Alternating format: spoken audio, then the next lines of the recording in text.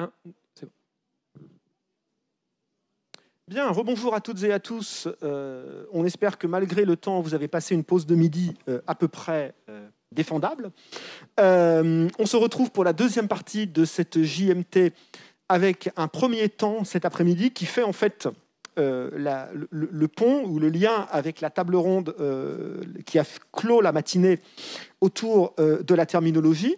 Donc on reste sur le même sujet, la terminologie de la crise et de la Covid-19, avec cette fois-ci une perspective qui est celle des industries de la langue. Et il va être intéressant de voir justement quelles interactions est-ce que cela peut avoir avec la pratique. Alors, autour de moi pour cette table ronde, tout d'abord notre invité du jour. On a toujours un ou une invitée à la JMT. Donc, c'est Elisa Calegari. Merci Elisa d'être venue. Elisa a obtenu une licence en traduction et interprétariat à Turin, en Italie, d'où elle est originaire. Ses langues de travail sont l'italien, l'anglais et le russe. Ensuite, en 2017, elle s'est installée à Montpellier, où elle a suivi le master LEA parcours traduction de l'université Paul Valéry, avec comme langue de travail, cette fois-ci, italien, français, anglais et russe. Pendant ces 2 années de master, elle a réalisé plusieurs stages, dont en particulier un lui a fait découvrir la terminologie, puisque de janvier 2019 à avril 2019, elle a été stagiaire à la DGLF-LF, c'est la Direction Générale à la Langue Française et aux Langues de France, à Paris. Après l'obtention de son M2, elle a décidé d'approfondir encore un peu plus le domaine de la terminologie, grâce à un stage de 8 mois dans l'unité de terminologie du Parlement européen, Termcord, au Luxembourg. Et en ce moment, depuis peu, elle travaille en tant que terminologue vacataire, à nouveau à la DGLF-LF, dont je viens de parler. Et c'est elle qui va nous donner la présentation keynote, comme on dit dans les colloques, dans un instant. Pour dialoguer avec Elisa par la suite et pour lancer le débat avec vous et avec les personnes qui nous regardent en ligne, tout d'abord, Luz Martinez, qu'on est ravi d'accueillir à l'Université de Bourgogne. Elle est maîtresse de conférence depuis cette rentrée. C'est sa première apparition publique parmi nous, en espagnol, sur un poste de LEA. Elle est également traductrice spécialisée dans le domaine biomédical et pharmaceutique et traductologue. Et ses recherches, dont sa thèse, portent sur la linguistique de corpus et l'analyse des discours spécialisés, pour apporter une contribution aux recherches menées sur l'enseignement de l'espagnol sur objectifs spécifiques et la didactique de la traduction professionnelle. C'est dire si on ne pouvait pas faire autrement que la recruter pour le master T2M de Dijon. Et on est ravis que tu aies accepté, Luz, de venir rejoindre l'équipe. Et à côté de moi, Mathieu Bach. Mathieu est doctorant en linguistique à l'UB. Et il s'intéresse entre autres à l'articulation entre les mécanismes cognitifs et la production langagière. Il développe ses réflexions autour de divers corpus. Il a travaillé sur des corpus oraux, écrits, voire multimodaux et plus ou moins spécialisés. Par exemple, le discours du sensoriel, comme les discours du vin, les discours des palaces parisiens, les discours du numérique, puisqu'il est actuellement sur un poste où il analyse des tweets sur la ville de Dijon, ou l'observation des pratiques sociolinguistiques des climato-sceptiques et plus récemment le discours de conjoncture économique. Il a publié une dizaine d'articles, dirige 2 ouvrages collectifs et une monographie sur les startups du vin. Et au niveau de l'UB, il intervient dans l'autre master LEA, dans le master LEACA, Commerces et Affaires. Et vous pouvez retrouver ces informations et ses productions sur sa chaîne YouTube. Voilà, le panel de compétences réunies devrait nous permettre d'aborder la question qui nous a été confiée, à savoir qu'est-ce que les industries de la langue, puisque c'est maintenant le terme consacré, peuvent apporter à une question terminologique et traductologique comme celle des mots de la crise et de traduire la crise du Covid. Elisa, je te laisse commencer par la présentation qui va nous servir de impulse, comme on dit en allemand, pour le reste de la table ronde. À toi. Merci Laurent pour cette présentation et bonjour à toutes et à tous. Merci à l'Université de Bourgogne et à la SFT pour avoir organisé cette journée mondiale de la traduction. Et aujourd'hui, je vais effectivement intervenir et essayer d'illustrer comment l'unité de terminologie du Parlement européen a géré la gestion de la terminologie pendant la pandémie et la collaboration aussi qu'elle a entretenue avec les autres institutions européennes. Je pense diviser la présentation en 3 parties. Donc, je trouve qu'il est d'abord important et nécessaire de comprendre comment la traduction est organisée dans l'Union européenne.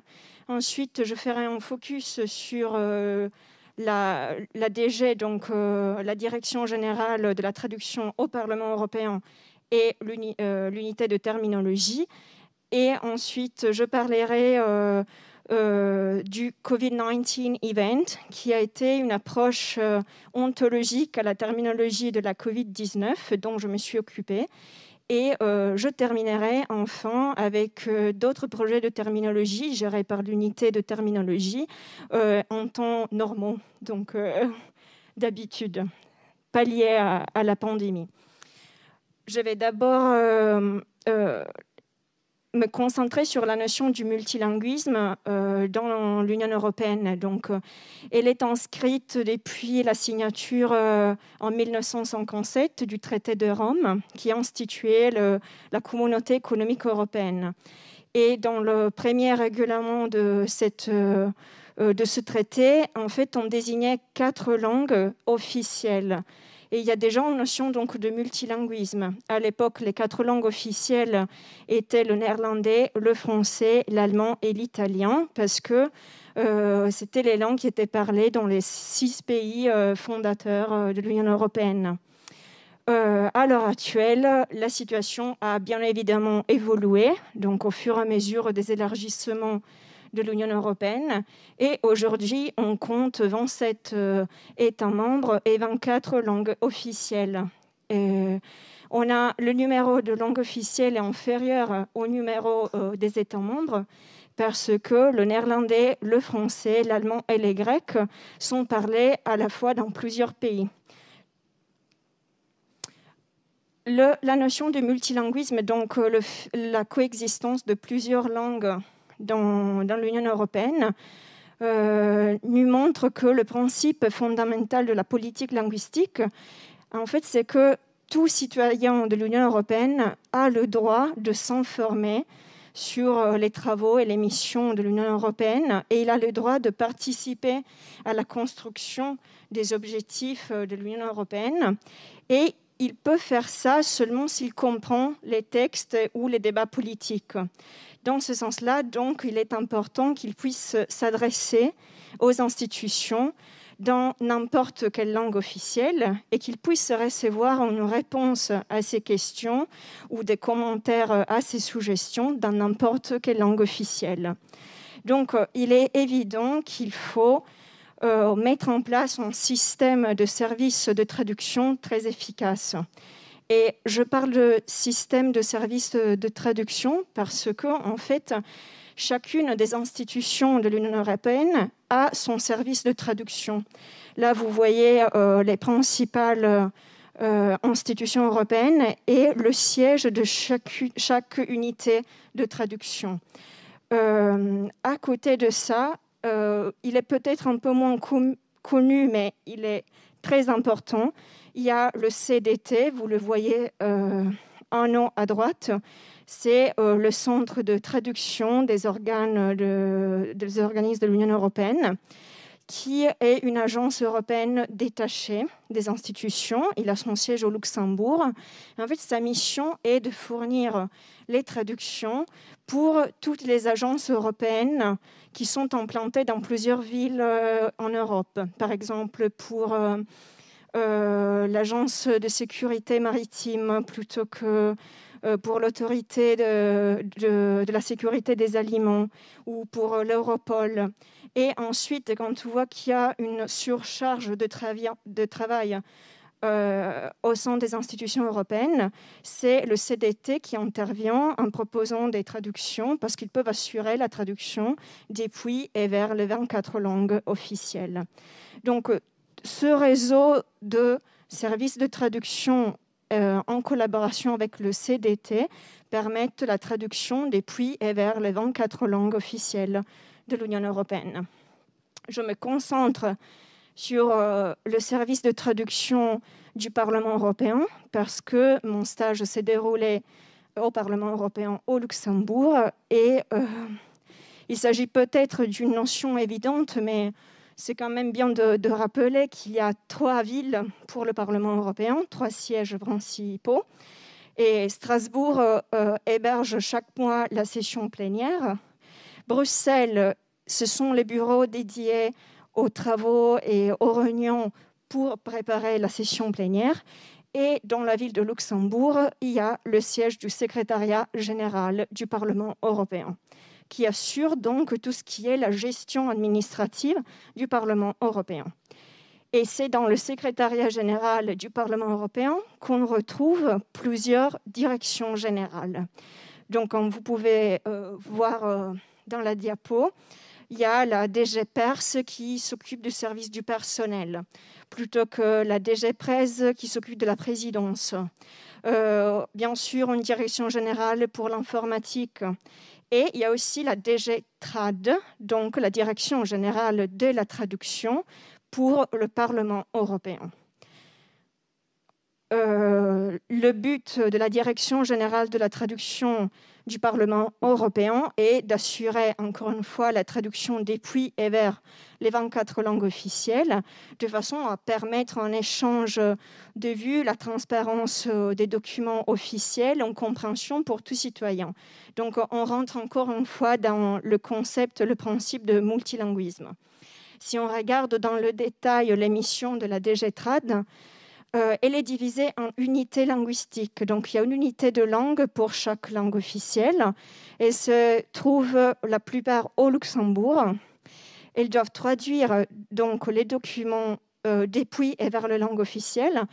Et parfois, même souvent, on utilise des langues pivots pour traduire. Donc, normalement, les textes sont d'abord traduits en anglais, français, allemand, et à partir de ces langues-là, vers les autres langues officielles. Finalement, on a un total de 102 combinaisons de langues possibles. Donc, le travail il est vraiment considérable.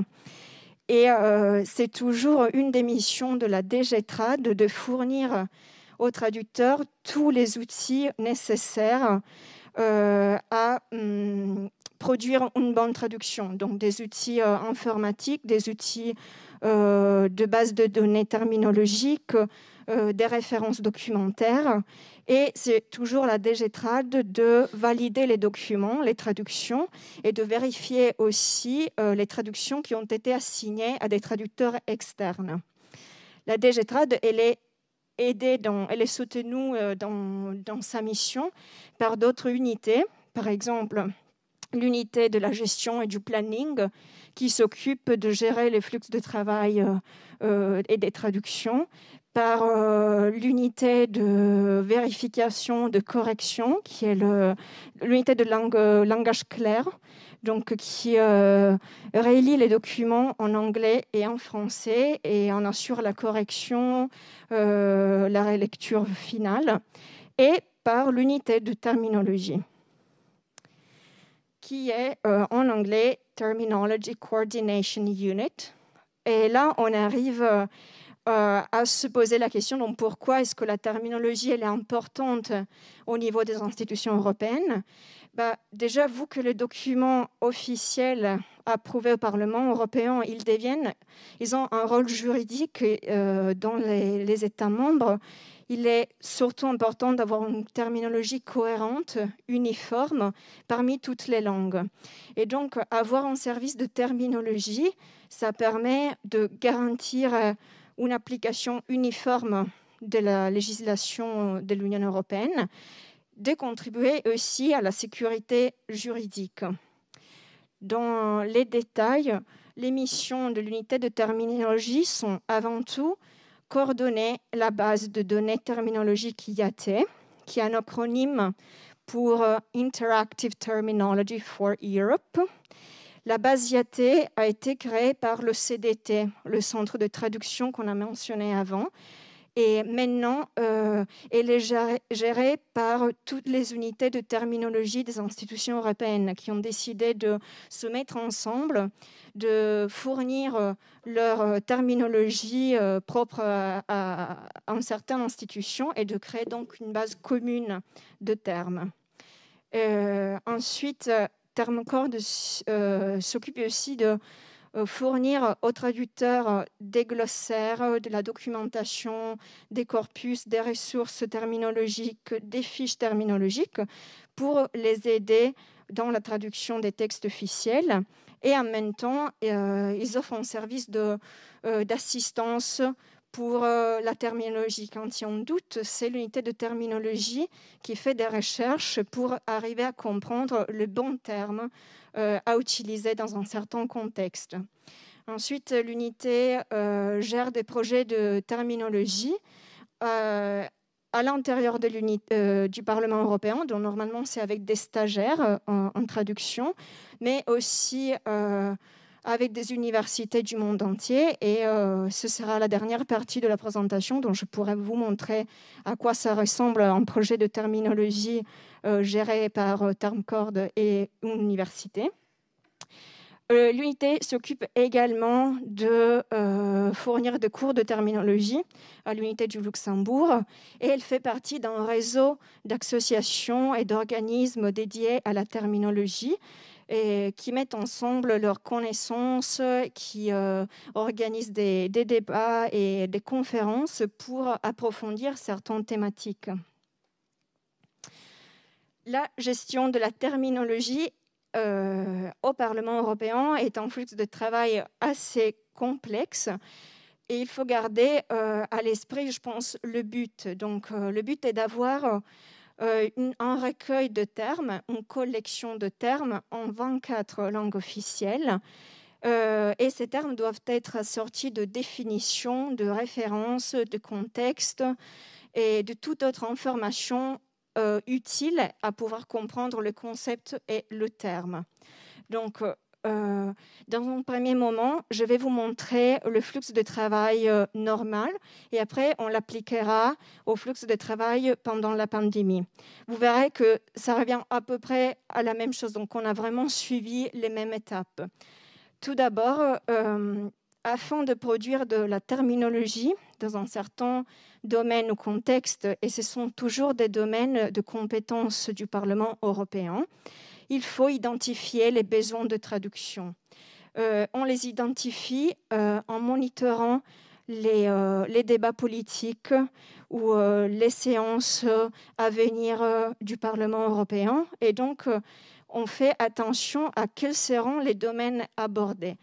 Il y a aussi une autre façon d'identifier un besoin de terminologie, et c'est à travers un formulaire interne géré par les traducteurs et les terminologues qui s'appelle TermSafe, où les traducteurs peuvent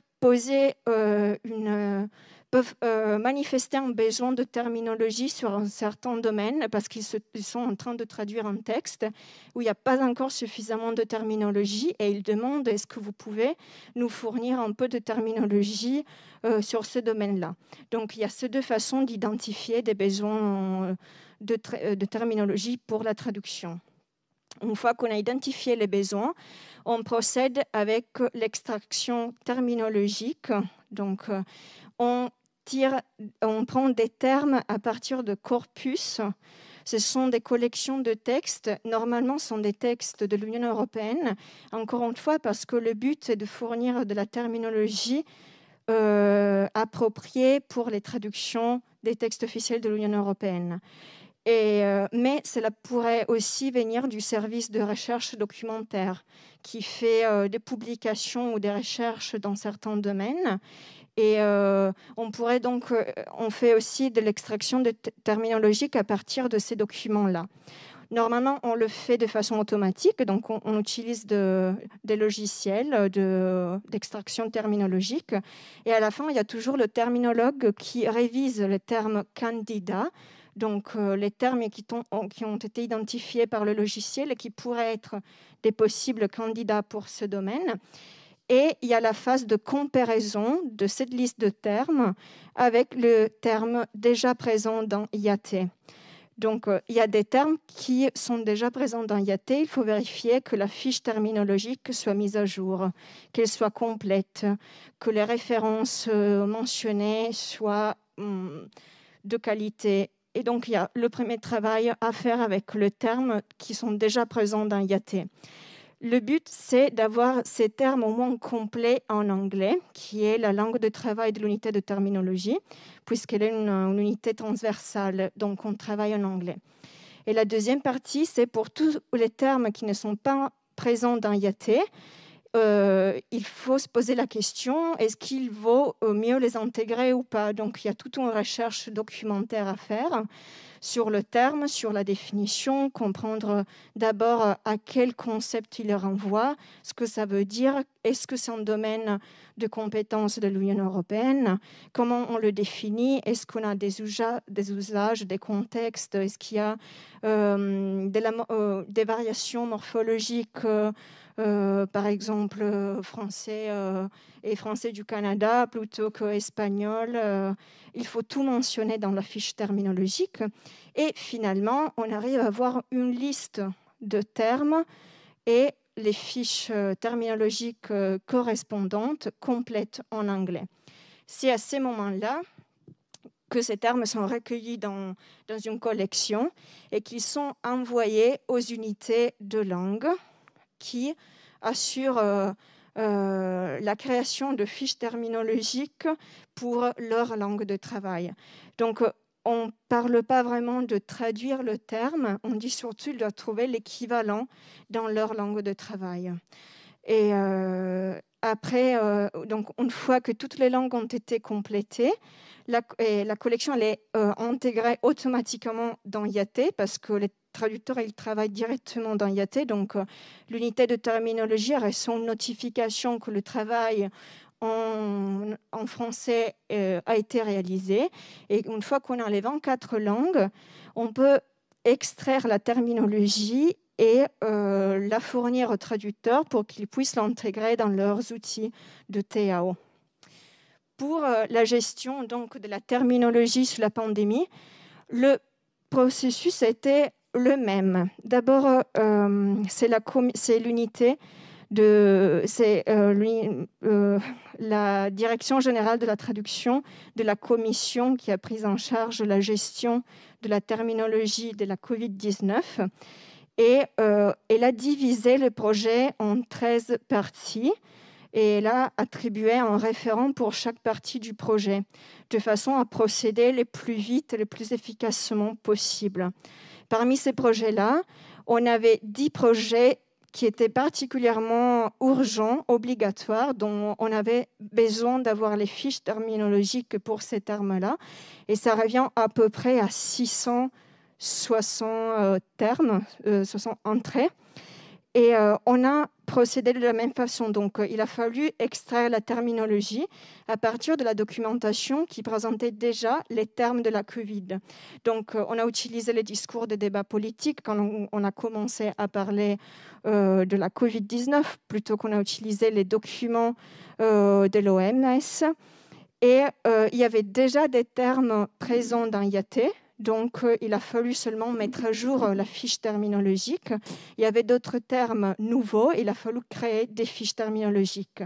Encore une fois, quand l'anglais a été complété, on envoyait les fiches terminologiques en anglais aux différentes unités de langue qui assuraient la production des fiches terminologiques dans toutes les langues officielles. Enfin, cette collection a été enregistrée dans IAT et ensuite intégrée aux outils de TAO. Donc, la gestion, en fait, elle a été prise en charge par la Commission, mais c'est le résultat d'un travail commun et d'une coopération entre les unités de terminologie des autres directions générales. Là, vous voyez un exemple de à quoi ça ressemble cette collection de termes. Donc, vous la trouvez sur le portail de données ouvertes de l'Union européenne, à ce lien-là. Et il s'agit d'un fichier que vous pouvez télécharger. Il y a à peu près 1100 termes à présent parce que ce document il est mis à jour constamment. On a le terme en anglais, on a le lien qui renvoie à la fiche terminologique dans IAT. On attribue toujours en code numérique au terme pour éviter qu'il y ait des doublons. C'est pour ça qu'il vaudrait mieux faire les recherches dans IAT à partir de l'identifiant, donc du code numérique, plutôt qu'à partir du terme, parce qu'il se peut qu'il y ait des doublons dans IAT. Donc, saisir le code numérique renvoie à la fiche terminologique de façon plus précise. Et ensuite, on a la catégorie, donc s'il s'agit d'un terme, s'il s'agit d'un sigle, etc. Une fois que vous arrivez sur la fiche terminologique, vous aurez ensuite les équivalents dans les 24 langues. Et là, je vous ai mis, par exemple, à quoi ça ressemble une fiche terminologique de IAT, mais vous la connaissez peut-être déjà. Donc, il y a le code numérique. Il faut surtout spécifier le domaine. Vous verrez, ce sont toujours des domaines de compétences de l'Union européenne. Il y a plein de termes qui ont des connexions avec le terme en question. Donc, il y a des renvois à d'autres fiches terminologiques. Quand les langues elles sont en bleu en bas, c'est-à-dire que la langue elle est disponible. Quand elles sont grisées, c'est-à-dire que la fiche terminologique dans cette langue-là, elle n'est pas disponible. Et ensuite, vous avez la définition, la référence de la définition, qui a créé l'entrée. Dans ce cas-là, c'est la commission. Vous avez des contextes, la référence des contextes et des notions de langage aussi quand il y en a. Ça, c'est une des missions de l'unité de terminologie pendant la pandémie. Et ensuite, le deuxième projet sur lequel on s'est concentré, c'était la création de ce qu'on appelait le COVID-19 Event. Du coup, on s'est demandé, alors il est intéressant d'avoir plein de textes, de documentation sur la COVID-19. On y retrouve plein de termes. Qu'est-ce qu'on fait avec ces termes? Est-ce qu'il y a des liens? Est-ce qu'il y a des connexions entre un terme et l'autre? Comment on peut essayer d'organiser les niveaux de relation entre les termes de ce domaine-là? Et en s'appuyant sur la frame-based terminology, on a essayé d'organiser les concepts liés à la COVID-19 dans cet event. Donc, on avait déjà ce modèle pour un terme qui décrivait des maladies. Donc, vous voyez dans les cases, dans le frame, on a les notions, les concepts principaux, et ensuite, à l'aide de flèches, on arrive à établir les relations entre un concept et l'autre.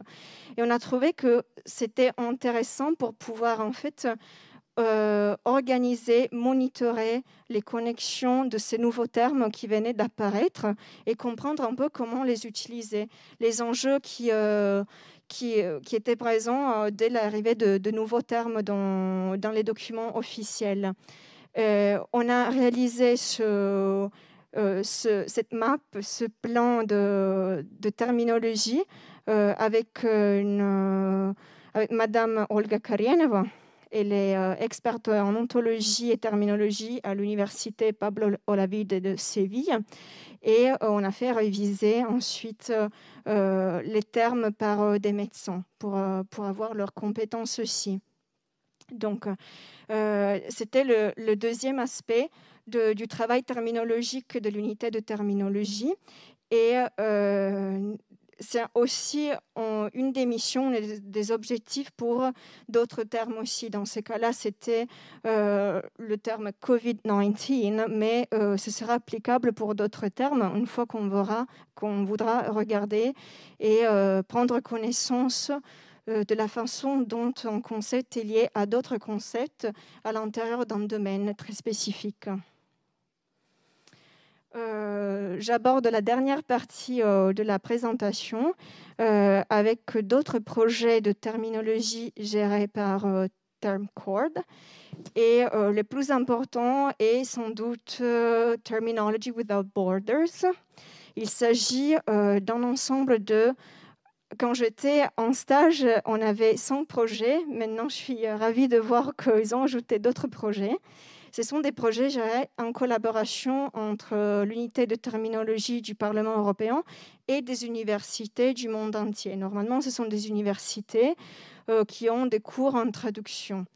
Et le but, c'est d'offrir aux étudiants en traduction la possibilité de faire un travail de terminologie avec l'unité de terminologie du Parlement européen. Donc, de comprendre à quoi ça ressemble l'extraction terminologique, la création de fiches terminologiques et aussi l'approche de l'ontologie appliquée à la terminologie, ou plutôt de la terminologie appliquée à l'ontologie. Là, il faudra voir. Si vous allez sur le site, vous verrez qu'il y a une partie d'outils très utiles pour l'extraction terminologique et pour la gestion de la terminologie. Et il y a aussi un comité qui gère les projets afin d'uniformiser, d'harmoniser les projets les uns avec les autres. Parce qu'en fait, ce sont des projets très différents. Donc, je reviens en arrière. On a des projets dans le domaine médical, dans le domaine de l'environnement, qui est nouveau, domaine de la culture, des droits des femmes, domaine maritime, de l'éducation et de l'agroalimentaire. Chaque projet compte une page de ressources utiles.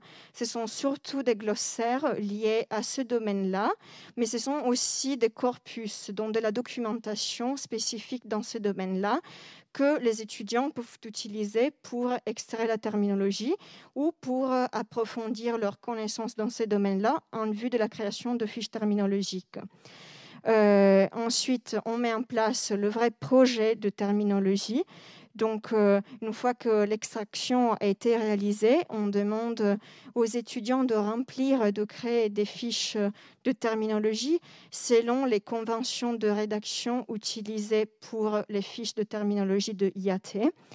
Et il y a aussi une partie de blog où, normalement, les étudiants et les stagiaires qui ont travaillé à ce projet rédigent des articles pour expliquer leur travail.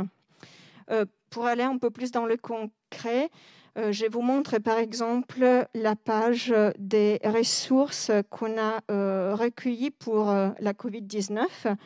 On a trouvé beaucoup de glossaires. En bas de la page, il y aura d'autres ressources qui ne sont pas de glossaires. Et on a la même approche pour chaque projet. Par contre, le projet terminologique en soi, il ressemble à ça. Donc, c'est un tableau, mais avec plein d'informations. Donc, il est traduit dans plusieurs... il a les équivalents dans plusieurs langues, mais il n'y a pas que les équivalents du terme. Il y a toute une recherche documentaire derrière pour pouvoir trouver la définition, le contexte, les usages, les références dans la langue cible du projet. Par exemple, là, il s'agit d'un projet fait avec l'université de Naples Partenope sur la sécurité maritime. Donc, ça faisait partie du projet maritime. Et je pense avoir fait le tour de cette présentation. Merci à toutes et à tous.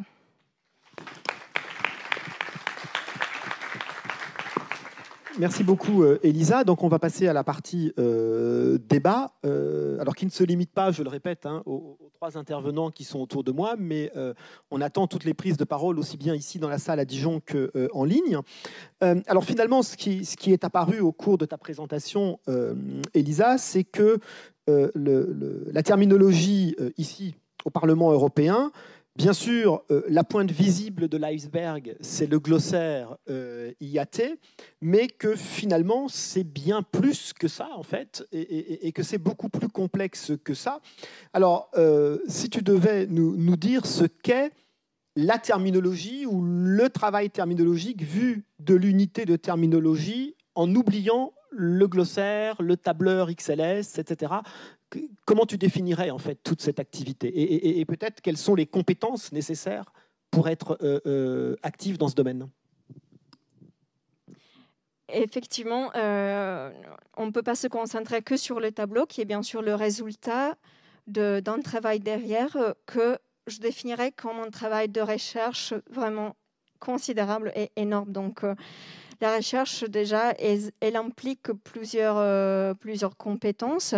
Donc, il faut se spécialiser dans un domaine. Parfois, on est déjà des experts du domaine, parfois, on ne l'est pas. Donc, il y a tout un travail d'identification et évaluation des sources qu'on prend en considération afin d'établir si les documents il peut nous fournir de la terminologie appropriée ou pas. Ensuite, une fois qu'on a les documents de base duquel on peut tirer des termes, il faut procéder à la création des fiches terminologiques. Il y a toutes des compétences linguistiques là-dedans, des connaissances des langues.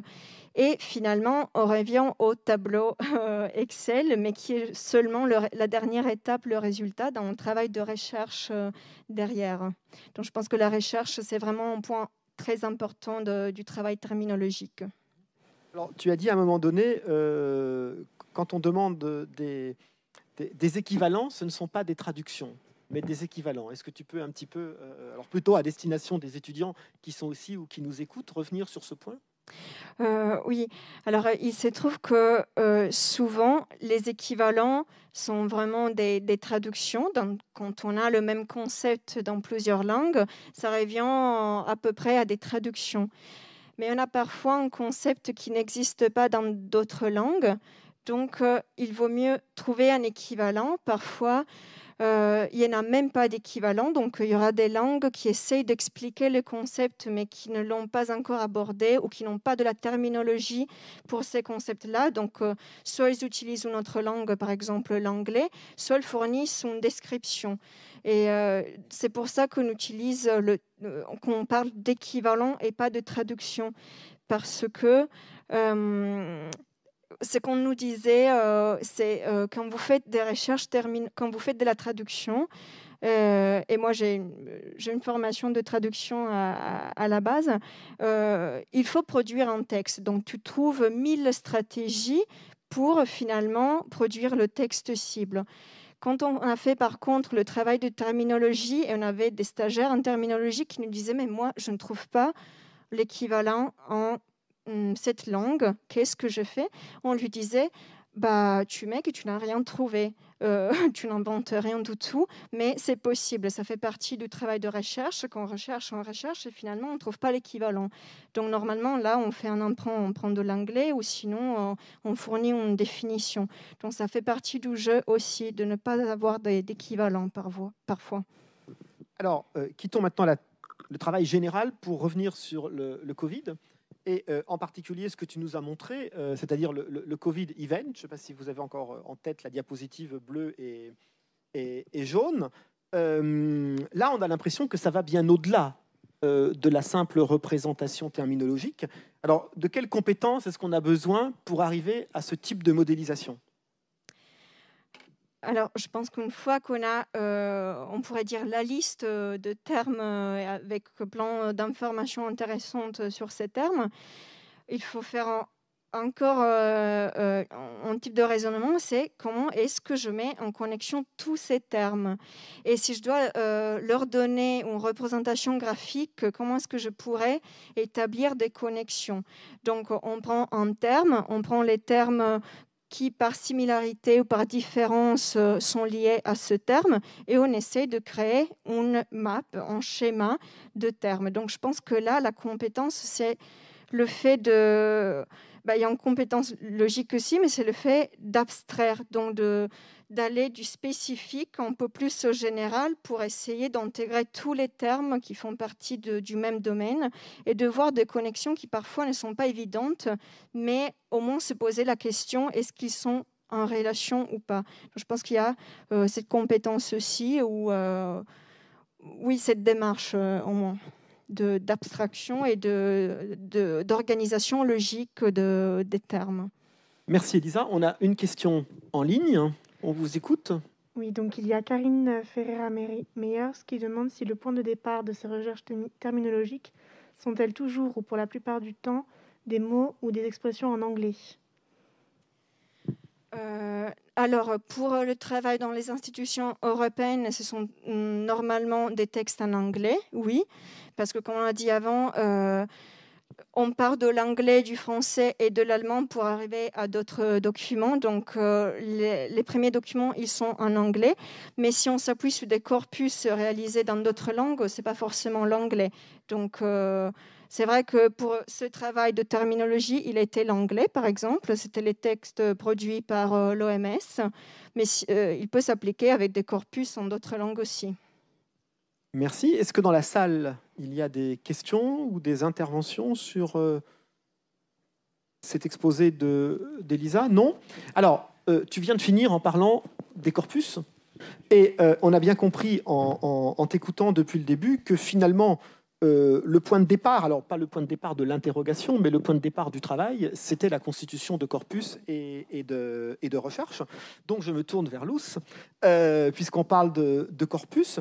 Quel rôle finalement jouent les corpus dans tout ce processus, que ce soit au niveau de la recherche documentaire et peut-être surtout au niveau de l'opération de traduction elle-même? Alors, moi j'ai envie de dire que pour moi, et je pense que pour tous les traducteurs, le rôle de corpus, il va être phare dans l'opération traduisante à partir du moment où il intervient dans toutes les étapes. Que ce soit pour l'étape de la compréhension du texte source, et ici on va faire intervenir le corpus monolangue rédigé dans la langue étrangère, et qui va permettre au traducteur justement d'observer l'utilisation des mots et des expressions dans le contexte, l'utilisation réelle des expressions, et aussi la phraséologie et les aspects formels du texte, on peut les interroger grâce au corpus. Après, dans l'étape de traduction à proprement parler, on utilise déjà les corpus, seulement qu'on les appelle différemment. On les appelle mémoire de traduction, on les appelle des bases de données terminologiques, mais ce sont déjà des corpus. Et finalement, pour la partie de révision, les corpus vont venir fournir une aide précieuse à rendre le texte idiomatique, à assurer la fluidité de notre document, de la qualité de notre service. Et dans ces cas-là, on va utiliser le corpus, pareil, monolangue, rédigé par des experts dans la langue cible. Et c'est pour ça que j'ai envie de dire que les corpus, pour moi, ils ont un rôle phare dans toutes les étapes de l'opération traduisante. D'accord. Alors finalement, tu nous as dit que les mémoires de traduction, les bases de données, etc., ça n'était rien d'autre que des corpus. Alors c'est ça, quelque part, le point fort de tous les vendeurs de solutions de TAO, c'est d'avoir réussi à faire du corpus à tout le monde sans dire que c'était des corpus. Et donc, c'est plus rassurant. Mais finalement, qu'on appelle ça TAO ou qu'on ose appeler ça corpus parallèle, quelles compétences est-ce que ça demande pour l'apprenti traducteur, pour le traducteur débutant, mais aussi pour le traducteur plus chevronné? Alors, pour l'apprenti traducteur, évidemment, il faut une compétence langagière élevée, parce qu'il ne s'agit pas seulement de connaître la langue, mais aussi de maîtriser les nuances et les différents degrés de spécialisation, de savoir reconnaître les termes, de savoir interroger justement le corpus. Et dans ces cas-là, on fait aussi appel à la compétence technologique. Il faut savoir utiliser les outils, les concordanciers desquels on va se servir pour pouvoir interroger les corpus. Aujourd'hui, on a, et les étudiants, ils ont la chance de pouvoir accéder à un corpus en ligne, Sketch Engine, que c'est le logiciel qu'ils peuvent interroger facilement et ils peuvent justement l'utiliser pour se former à cet exercice d'interrogation des corpus. On va avoir besoin d'une autre compétence, la compétence thématique, c'est savoir acquérir, ce savoir spécialisé grâce au corpus, comment j'intègre les différents niveaux de spécialisation. Et quelle autre compétence? La compétence technologique. Il y a une troisième, ou peut-être pour moi la plus importante, c'est la compétence de savoir s'auto-évaluer. Parce que c'est pas seulement, et savoir s'auto-critiquer, parce que c'est pas seulement parce que je compte ou que je sais utiliser un corpus que je vais savoir m'en servir. Il faut que je sois capable aussi d'avoir cet esprit critique qui va me permettre de bien choisir quels sont les termes que je vais utiliser et bien prendre les décisions au cours de mon opération traduisante qui s'adapte à chaque projet de traduction. Ok. Alors, si je suis ce que nous a expliqué Elisa et ce que tu viens de nous dire, et si je le formule de façon un peu, on va dire, alors en allemand, on dirait Zug, un petit peu brutal, est-ce qu'on a besoin d'autre chose que de corpus pour faire de la bonne traduction spécialisée? J'ai l'impression que non, à t'entendre, mais c'est pas moi qui irais dire ça. Hein. Mais moi, c'est parce que j'adore les corpus et je comprends dans mon domaine. Moi, je suis traductrice dans le domaine biomédical et pharmaceutique et je travaille dans le sens français-espagnol. Si je n'utilise pas le corpus, je ne compte pas sur des ressources qui pourraient me permettre de mener à bien mes projets de traduction. Et c'est pour ça que moi, je défends aveuglément l'utilisation des corpus, mais malheureusement, ça ne suffit pas pour faire de bonnes traductions, à mon avis. Il faut des dictionnaires spécialisés, des glossaires spécialisés, mais il ne faut surtout pas oublier qu'on doit avoir un rapport ou entrer en collaboration avec les experts. Ce sont eux les utilisateurs de cette langue de spécialisation, et c'est grâce à eux qu'on va pouvoir résoudre plus facilement nos questions terminologiques, phraséologiques et stylistiques du texte qu'on va traduire. Ok, alors tu viens de parler des experts. Tout à l'heure, Elisa a dit à propos du Covid event, on l'a fait valider par des médecins, et tu as parlé des corpus pour la compréhension du domaine. Ce qui veut donc dire que finalement, tous ces termes qui agitent beaucoup les traducteurs, surtout au début, et les étudiants, ce ne sont pas des mots isolés, ce sont des mots qui n'existent finalement qu'en usage, et dans un usage qui est bien sûr textuel, discursif, mais qui est surtout un usage de spécialité, en l'occurrence ici la virologie, pour le Covid event. Alors ça m'amène à poser à Mathieu la question, comment est-ce qu'on passe finalement du terme à la compréhension du domaine, et à quoi le terme nous sert-il pour aborder la compréhension du domaine en question, alors qu'on n'est pas, a priori, expert, médecin, infectiologue, virologue, etc. Même réponse, on passe par les corpus, mais je vais être un peu plus précis, on ne passe pas que par les corpus, on passe par des textes. Il me semble qu'il faut revenir au texte, descendre d'un cran, et si on a bien fait notre corpus, on a des textes qui sont plutôt similaires. Donc, a priori, si on arrive à isoler 3, 4, 5 textes qui sont vraiment représentatifs de notre domaine de spécialité, on va pouvoir isoler, à partir des techniques de linguistique de corpus, des structures récurrentes, des termes, qu'on va pouvoir en fait mettre en réseau au niveau textuel, énonciatif. Et justement, cette mise en réseau textuelle, elle reflète une mise en réseau conceptuelle. Et comme par hasard, ça ressemble presque à ce qu'on a vu tout à l'heure. On a une thématique principale, moi j'appelle ça un cœur conceptuel, mais peu importe, des concepts secondaires, des concepts tertiaires, et ça c'est finalement les connaissances du domaine de spécialité. En sémantique, on appelle ça un frame, un event, on peut parler de scénario, peu importe, c'est toujours la même chose. Donc voilà, ça c'est le domaine.